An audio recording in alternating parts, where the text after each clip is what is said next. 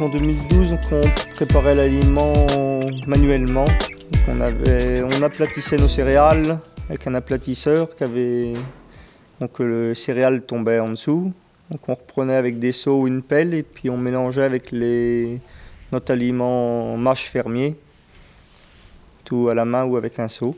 Après, pour une question de temps, on a investi dans la fabrique d'aliments pour mécaniser le mélange des aliments et avec être moins pénible et puis avoir des dosages plus précis. Vu qu'on avait déjà deux stockages de céréales qui n'étaient pas collés l'un à l'autre, on a monté une fabrique d'aliments au milieu. On a fait attention au coût. Il ne fallait pas que ça coûte plus cher que d'acheter un aliment du commerce. Dans la fabrique, donc, il y a l'aplatisseur qui est monté sur une mélangeuse avec la pesée. À côté, nous avons deux cases, donc une case de céréales avec une vis qui va dans l'aplatisseur, une case de concentré de tourteau qui est lui incorporé directement dans la mélangeuse et un silo où on met l'aliment, le mâche fermier qui va aussi directement à l'aplatisseur et c'est géré automatiquement avec la pesée et l'ordinateur. Avant d'avoir la fabrique, on mélangeait l'aliment mâche fermier qu'on achetait avec nos céréales qu'on aplatissait à la main. Avec la fabrique, maintenant, c'est beaucoup moins pénible. Il suffit d'appuyer sur le bouton et après de revenir chercher l'aliment quand il est mélangé. Alors, au niveau du GAEC d'Épiraudail, ils ont fait le choix de faire une fabrique d'aliments relativement simple. Ils ont valorisé au maximum l'existant. Ils avaient déjà une cellule, un stockage à plat. Donc ça, ils l'ont conservé.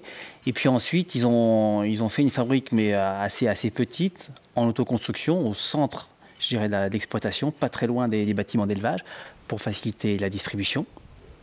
Donc c'est une fabrique aussi qui, au niveau des aliments achetés, est basée sur des petits volumes. Ils ont négocié des contrats avec la COP et les négociants locaux, ce qui leur permet d'avoir des tarifs intéressants sans avoir investi trop fort dans des stockages pour l'aliment qui est acheté, qui rentre dans la composition de l'aliment fermier. En termes économiques, eh bien, en fin de compte, on est sur quelque chose de peu élevé.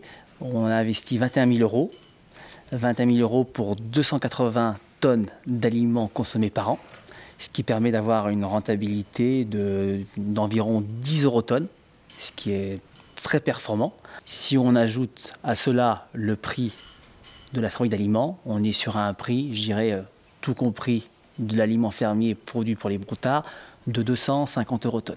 Quand on voit qu'en moyenne sur 10 ans, par rapport aux différents travaux qu'on a fait à l'échelle régionale, que le prix d'aliment du commerce est de 280 € tonne pratiquement, 276 exactement, on a un gain par tonne d'environ 26 € tonne, ce qui est assez énorme. Si on multiplie tout ça par pratiquement 300 tonnes consommées sur un an, on arrive rapidement à entre 7 000 et 7 500 € d'économie réalisée.